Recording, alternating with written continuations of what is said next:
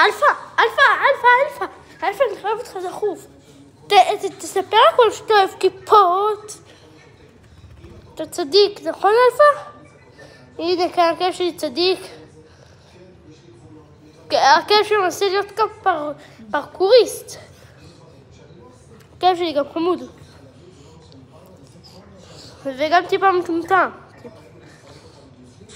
הכלב שלי מלך הקלות לבצע. אוקיי? מרימים אותו. מרימים את הכלב שלי.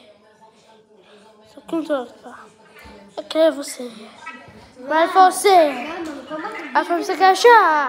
אלפא, מה אתה עושה? אמא שלי מנסה להציק. אלפא לא מבין. אלפא מנסה כוס הזו, אבל לקחתי אותה ממנה. אלפא לא יודע מה עושים. וזה